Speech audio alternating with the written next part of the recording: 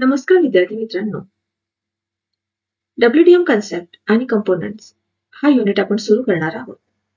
त्यामध्ये आपण wavelength division multiplexing म्हणजे काय, या मल्टिप्लेक्सिंगची का गरज आहे फायबर ऑप्टिक्स कम्युनिकेशन मध्ये, त्यानंतर कुठल्या विंडोज आहे ज्याच्यामध्ये आपण wavelength division multiplexing effectively perform करतो, त्यानंतर basic block diagram WDM division मल्टिप्लेक्सिंगची काय आहे, वेव्हलेंथ डिव्हिजन मल्टिप्लेक्सिंगची काय आहे हे आपण बघणार आहोत. आणि त्यानंतर पॅसिव्ह आणि ऍक्टिव्ह कंपोनंट्सचा स्टडी करणार आहोत. मी भाग्यश्री थोरात माझ्या पिनॅकल या चॅनलमध्ये तुमचे स्वागत करत आहे. जर तुम्हाला हा व्हिडिओ आवडला तर ह्या व्हिडिओला लाईक शेअर करायला विसरू नका आणि अशाच इंटरेस्टिंग आणि इन्फॉर्मेटिव्ह व्हिडिओसाठी माझं पिनॅकल हे चॅनल सबस्क्राईब करा. तर चला सुरू करूया आपला पहिला पार्ट, ज्याच्यामध्ये आपण WDM कन्सेप्ट म्हणजे काय आणि त्याचं टेक्नॉलॉजी इव्हॅल्युएट कशी झाली हे आपण स्टडी करणार. तर पहिल्यांदा ऍज अ ट्रान्समीटर आपण LED यूज करत होतो. फायबर ऑप्टिक्स मध्ये LED यूज व्हायचा आणि रिजनरेटर्स वापरायचे, मल्टीमोड फायबर, त्यानंतर रिसिव्हर. पण या रिजनरेटर्सची संख्या खूपच जास्त होती. ही आपली पहिली विंडो आहे. त्यानंतर दुसरी विंडो 1.3 मायक्रोमीटर, याच्यामध्ये आपण मल्टीमोड लॉन्जिट्युडनल मोड लेझर यूज केला. त्यामध्ये मल्टीमोड लॉन्जिट्युडनल मोड लेझर म्हणजे की ज्या मोड्स थ्रेशोल्ड व्हॅल्यूच्या वरती मोड जनरेट करू शकतात, थ्रेशोल्ड व्हॅल्यूच्या वरती, त्यामुळे तुम्हाला डिफरंट मोड्स भेटतात. आणि हे जे मोड्स आहेत ह्याची लाईन विड्थ वाढते, कारण की इथे काय होत होतं, आपल्याला जी लाईन विड्थ आहे ती डिस्ट्रीब्युटेड भेटत होती, इथे तुम्हाला एकाच डिरेक्शन मध्ये भेटते. त्यामुळे सिंगल मोड फायबर यूज होतोय लॉंग डिस्टन्स साठी आणि रिजनरेटरची संख्या कमी झाली. थर्ड विंडो 1.55 मायक्रोमीटर मध्ये सिंगल लॉन्जिट्युडनल मोड लेझर यूज केला जातो. त्यामुळे ह्या लेझरमध्ये फक्त एक मोड आहे, त्याची व्हॅल्यू थ्रेशोल्डच्या व्हॅल्यूच्या जास्त असते. त्यामुळे तुम्हाला खूपच प्रिसाइज लाईन विड्थ भेटते आणि ही लाईन विड्थ एकदम प्रिसाइज असल्यामुळे लॉंग डिस्टन्स मध्ये सुद्धा आपण लाईट ट्रान्समिट करू शकतो. त्यामुळे रिजनरेटर्सची संख्या अजून कमी झाली. रिजनरेटरची संख्या कमी झाली म्हणजे तुमचं कॉस्ट कमी झालं. तर आता सिंगल लॉन्जिट्युडनल मोड लेझरमुळे पर्टिक्युलर एक वेव्हलेंथ जनरेट होते त्या लेझरची, त्यानंतर दुसरी वेव्हलेंथ आणि तिसरी वेव्हलेंथ. तर मल्टिप्लेक्सिंग म्हणजे काय, मल्टिपल इनपुट वन आउटपुट. नाव मल्टिपल इनपुट किती आहेत, λ1, λ2, λ3. मल्टिपल इनपुट म्हणजे खूप सारे इनपुट आणि त्याचा आपण एकच आउटपुट जेव्हा जनरेट करतो ते आहे मल्टिप्लेक्सिंग.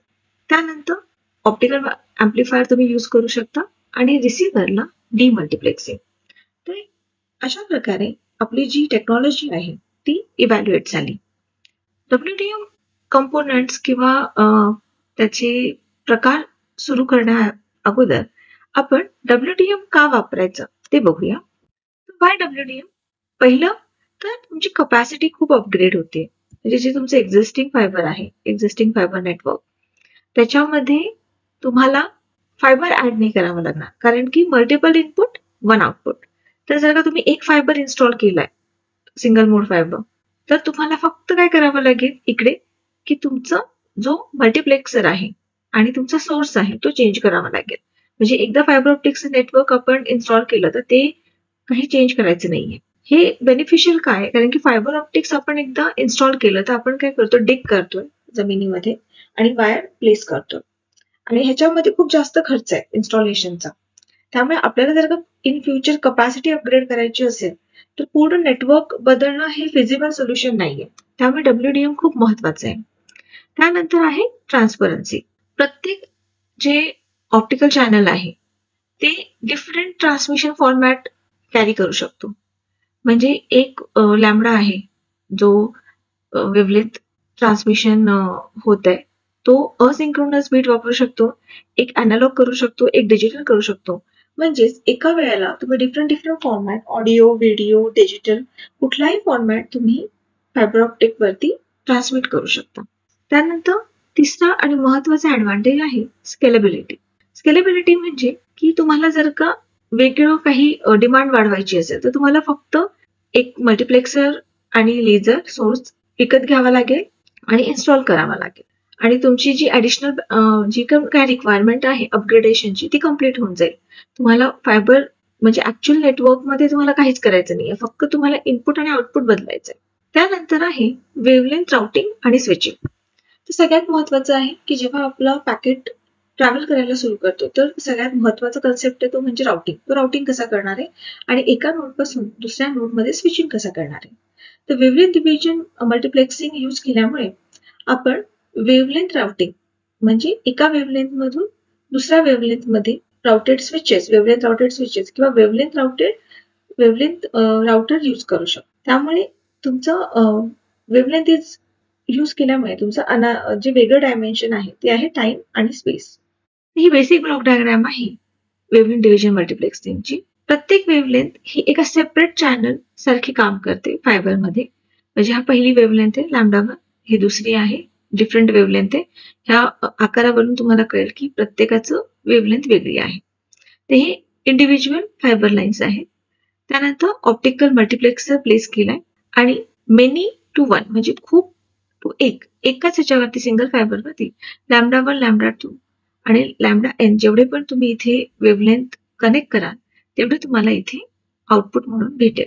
सॉनेटचे एक्झाम्पल आहे त्याच्यामध्ये आपण जर का टीडीएम वर्सेस डब्ल्यूडीएम चेक केलं तर टीडीएम मध्ये काय होतं टाइम डिव्हिजन मल्टिप्लेक्सिंग की तुमचा जो चॅनल 1, चॅनल 2, चॅनल 3 आहे त्याला आपण पर्टिक्युलर एक टाइम स्लॉट देतो आणि त्या टाइम स्लॉट मध्ये प्रत्येक चॅनल ट्रान्समिट करतं.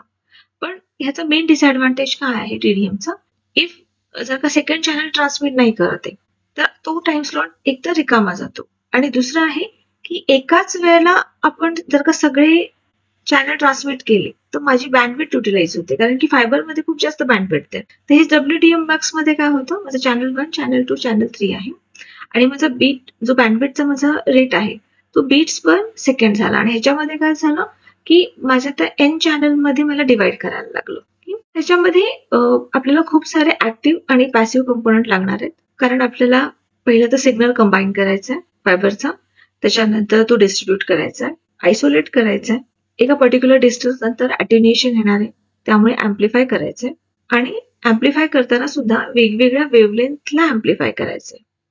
त्यानंतर परत डिमल्टिप्लेक्सर आणि तुमचा हा रिसिव्हर.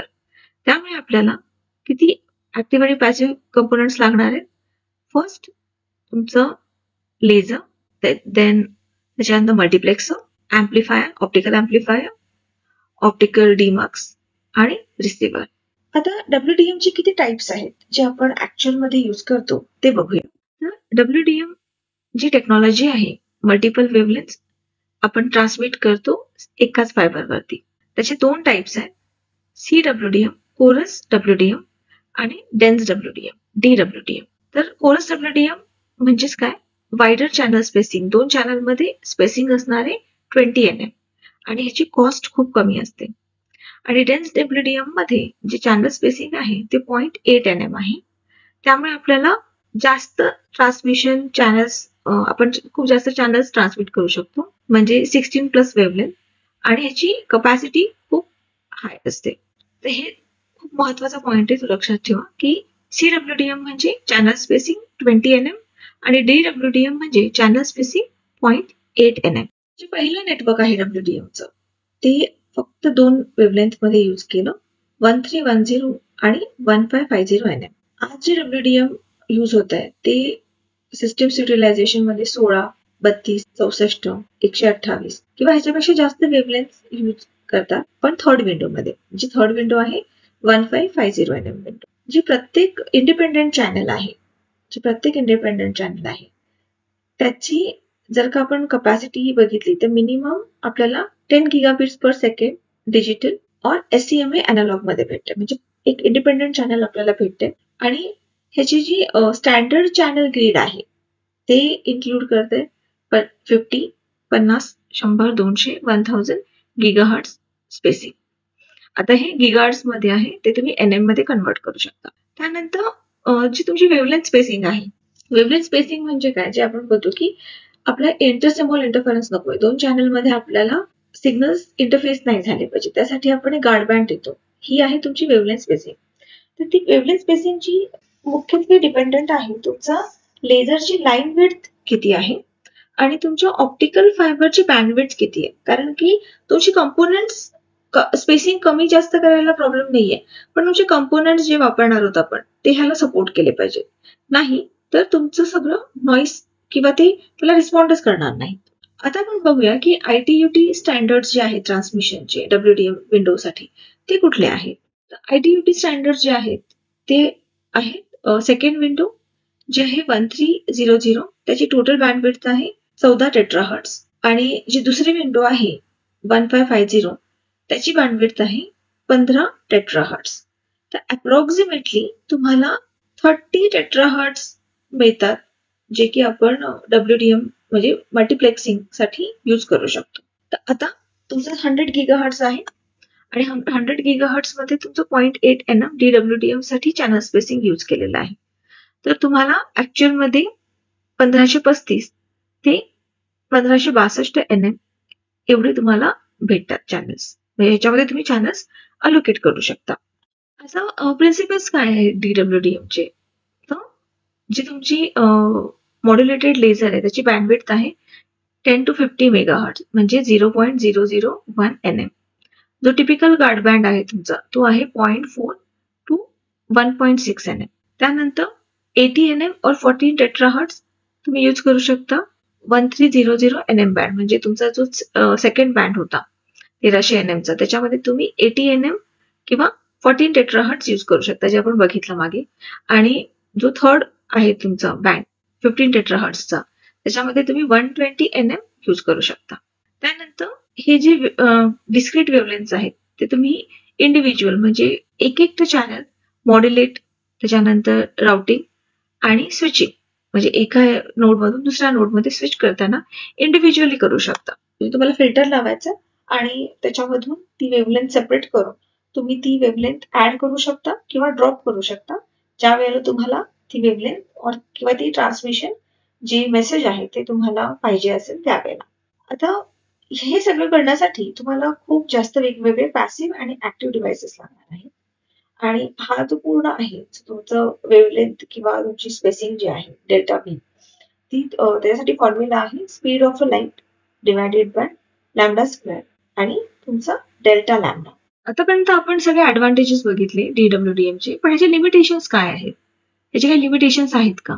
तर थेरॉटिकली जरी आपण विचार केला की आपण खूप जास्त चॅनल्स ह्याच्या फायबरमध्ये पॅक करू शकतो, फायबरमध्ये युटिलाइज करू शकतो, पण जेव्हा आपण प्रॅक्टिकली इम्प्लिमेंटेशन करतोय त्यावेळेला तुम्हाला पहिली जी गरज आहे ते म्हणजे wavelength selective device, precise wavelength selective device. हे सगळ्यात महत्वाचं आहे जे तुम्हाला लागणार आहे, प्रिसाइज वेव्हलेंथ सिलेक्टिव्ह डिव्हाइसेस. त्यानंतर जी दुसरी आणि खूप महत्वाची गरज आहे ती म्हणजे ऑप्टिकल ऍम्प्लिफायर. हे जे ऑप्टिकल ऍम्प्लिफायर आहे तेच तुमचं ठरवणार आहेत की किती लॉंग डिस्टन्स पर्यंत तुम्ही ट्रान्समिशन करू शकणार आहे विदाउट रिपीटर्स, विदाउट रिजनरेटर्स. ओके, हे खूप महत्वाचं आहे की तुमचं ऑप्टिकल ऍम्प्लिफायर कुठला आहे आणि तुमचं वेव्हलेंथ सिलेक्टिव्ह डिव्हाइस प्रिसाइज आहे की नाही. हे दोनच आहेत जे WDM चे लिमिटेशन्स आहेत.